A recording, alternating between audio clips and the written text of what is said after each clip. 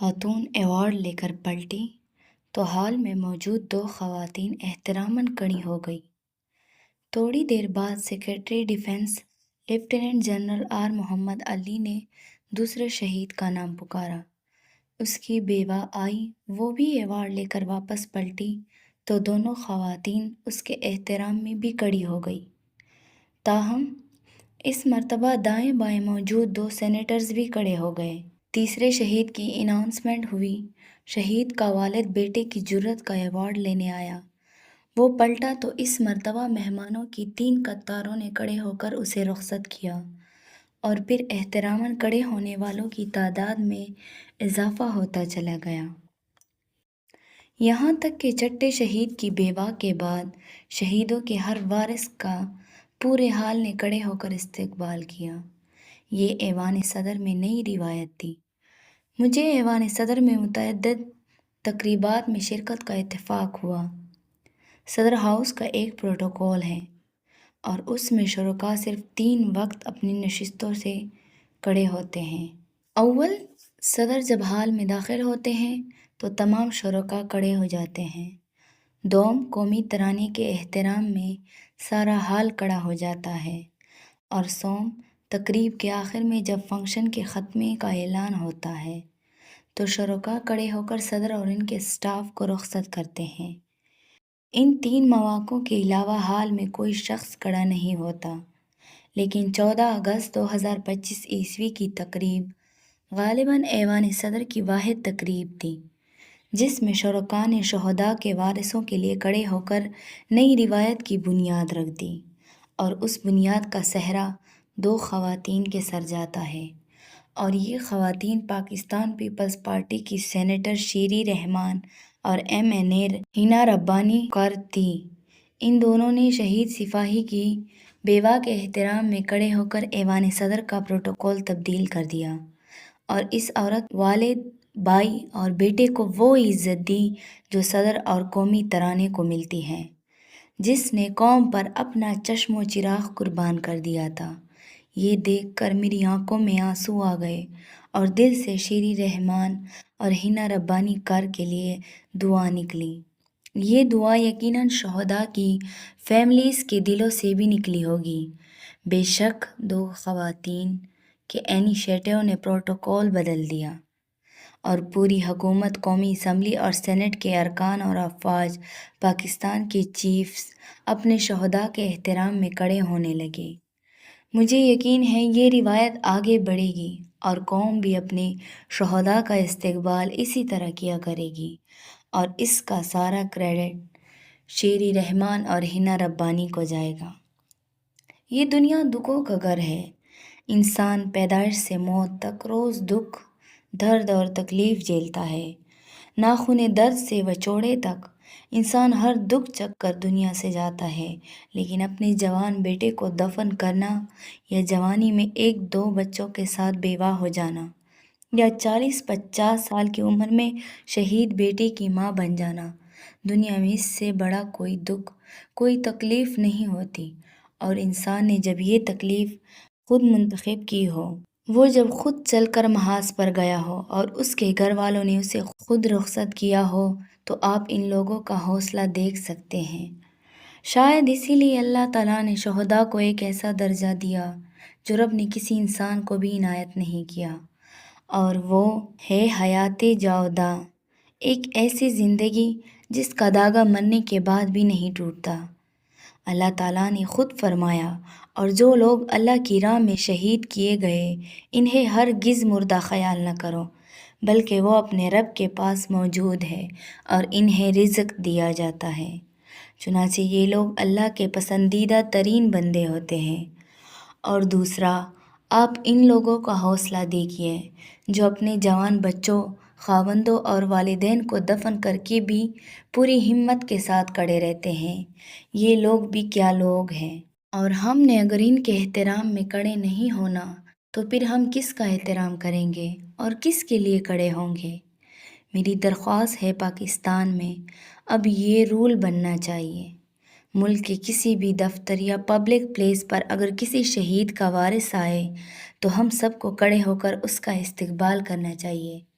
ہم ان کے بیٹوں کا متبادل نہیں ہو سکتے، لیکن ہم کم از کم ان کو احترام اور محبت دے کر ان کا دکھ تو کم کر سکتے ہیں، ان کے حوصلے تو بڑھا سکتے ہیں۔ میری وزیر اعظم اور army chief field marshal Asim Munir سے درخواست ہے، آپ مہربانی فرما کر شہداء کے لواحقین کو خصوصی کارڈز جاری کرا دیں تاکہ یہ لوگ جہاں بھی جائیں وہاں انہیں رعایت بھی دی جائے اور خصوصی احترام بھی۔ آفیسرز اپنی سیٹ سے اٹھ کر ان کی باتیں سنیں۔ یہ کارڈز صرف شہید کے والد اور والدہ، بیوہ اور بڑی اولاد کو جاری کیے جائیں اور یہ ٹرانسفریبل نہ ہو تاکہ اس میں فراڈ یا بلیک میلنگ کا عنصر شامل نہ ہو سکے۔ حکومت اگر خصوصی کارڈز جاری نہیں کرتی تو بھی یہ شہداء کی فیملی کے شناختی کارڈز کا رنگ بدل کر یا اس کے کونے پر محسن لکھ کر اسے خصوصی بنا سکتی ہے۔ اس سے شہداء کے احترام میں بھی اضافہ ہوگا، شہداء کی فیملیز کو اپنے خصوصی ہونے کا احساس بھی ہوگا اور عوام میں بھی قوم کے لیے کٹ مرنے کا جذبہ پیدا ہوگا۔ دوسرا، میں نے دنیا کے مختلف ملکوں میں شہداء کی یادگاریں دیکھی۔ میلبورن میں پہلی اور دوسری جنگ عظیم کے شہداء کی بہت بڑی یادگار ہے۔ وہاں روزانہ ہزاروں سیاح جاتے ہیں۔ فرانس کی آرک ڈی ٹرمف میں شہداء کے لیے مسلسل آگ جل رہی ہے۔ تاشقند میں سوویت یونین اور انقلاب روس میں شہید ہونے والوں کی دیوار ہے اور اس پر سب کے نام لکھے ہیں۔ جبکہ امریکہ کے بارے میں مشہور ہے، یہ لوگ اپنے کسی سپاہی کی لاش کسی دوسرے ملک میں نہیں چھوڑتے، انہیں خواہ پوری ریجمنٹ جنگ میں کیوں نہ جھونکنی پڑ جائے، لیکن یہ اپنی شہید کی لاش امریکہ واپس لے کر آتے ہیں اور امریکی صدر اس کے جنازے کو کندھا دیتا ہے۔ پہلی اور دوسری جنگ عظیم میں فرانس میں امریکہ کے 9,388 سپاہی مارے گئے تھے۔ اتنی زیادہ لاشوں کو امریکہ لے جانا مشکل تھا، چنانچہ امریکہ نے پیرس کے مضافات میں فرانس سے 172 ایکڑ زمین لی، اسے امریکہ کی حدود قرار دیا اور اپنے شہیدوں کو وہاں دفن کیا۔ وہاں آج بھی 2 قبرستان ہیں اور یہ دونوں انتہائی صاف ستھرے اور خوبصورت ہیں اور ان پر امریکی جھنڈا لہرا رہا ہے، جبکہ پاکستان میں یہ عنصر مسنگ ہے۔ ہم 25 سال سے مسلسل حالت جنگ میں ہیں۔ ہمارے 90,000 لوگ شہید ہو چکے ہیں، جن میں 10,000 کے قریب پاک فوج، پولیس اور قانون نافذ کرنے والے اداروں کے لوگ ہیں، لیکن ہم نے آج تک قومی سطح پر شہداء کی کوئی بڑی یادگار نہیں بنائی۔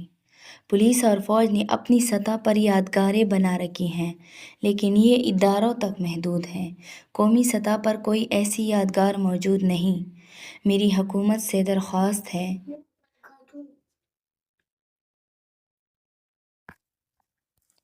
آپ فوری طور پر اسلام آباد میں شہداء کی بڑی یادگار بنائیں۔ یہ اگر ڈی چوک میں بنا دی جائے تو اس سے ڈی چوک کا ماضی بھی دھل جائے گا اور یہ مقام بار بار کے احتجاجوں سے بھی محفوظ ہو جائے گا۔ حکومت کو چاہیے یہ اس یادگار کی دیواروں پر تمام شہداء کے نام اور شہروں کے نام کندہ کر دے تاکہ عوام کو اندازہ ہو سکے کتنے لوگوں نے ہماری زندگی اور عیش و آرام کے لیے اپنی جانیں قربان کر دیں۔ یہ یادگار اگر ڈی چوک پر ہوگی تو غیر ملکی مہمانوں کو بھی یہاں آسانی سے لایا جا سکے گا۔ حکومت کو چاہیے یہ ڈی چوک کے قریب رائونڈ ابائیوٹ بنا کر قانون بنا دے، جو بھی گاڑی یہاں پہنچے گی وہ اپنی سپیڈ کم کر کے پہلے شہداء کو سلام کرے گی اور پھر آگے بڑھے گی۔ اس سے بھی عوام کے دلوں میں شہیدوں کے احترام کا جذبہ بڑھ جائے گا۔ میرے پاس پوری معلومات نہیں ہے، لیکن چند برس قبل مجھے ایک فوجی افسر نے بتایا تھا، پاک فوج شہداء کی فیملیوں کا بہت خیال رکھتی ہے۔ ہر 6 ستمبر کو تمام شہداء کے گھر رقم بھی جاتی ہے اور فوج کی طرف سے تحائف بھی۔ آرمی چیف شہداء کے لواحقین سے بھی ملتے ہیں اور ان کی تمام شکایات کا ازالہ بھی کیا جاتا ہے، تاہم پولیس اپنے شہداء کا اتنا خیال نہیں رکھتی۔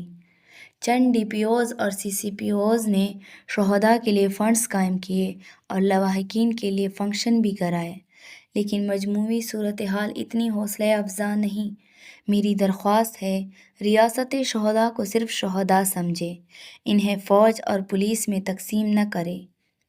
شہید صرف اور صرف شہید ہوتا ہے۔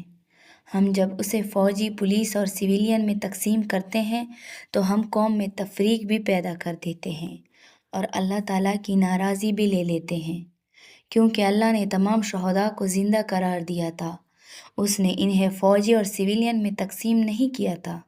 چنانچہ حکومت تمام شہداء کے لیے یکساں پالیسی بنائے اور تمام شہداء اور اس کے وارثوں کے ساتھ برابر سلوک کرے، اس سے بھی ریاست کے احترام میں اضافہ ہوگا۔ اور آخری بات، جو قوم اپنے شہیدوں کا احترام نہیں کرتی، جو قوم اپنی حرمت پر مرنے والوں کی عزت نہیں کرتی، سوال یہ ہے دنیا اس کا احترام کیوں کرے گی؟ وہ انہیں قابل عزت کیوں سمجھے گی؟ آپ یقین کریں، ہم جو دنیا بھر سے جوتے کھا رہے ہیں، اس میں ایک عنصر شہیدوں سے بے اعتنائی بھی ہے۔ میں آخر میں ایک بار پھر شیری رحمان اور حنا ربانی کا شکریہ ادا کرتا ہوں۔ انہوں نے کم از کم ایوان صدر میں شہداء کی تکریم کی نئی روایت تو قائم کر دی، لہٰذا ویل ڈن شیری اور ویل ڈن حنا۔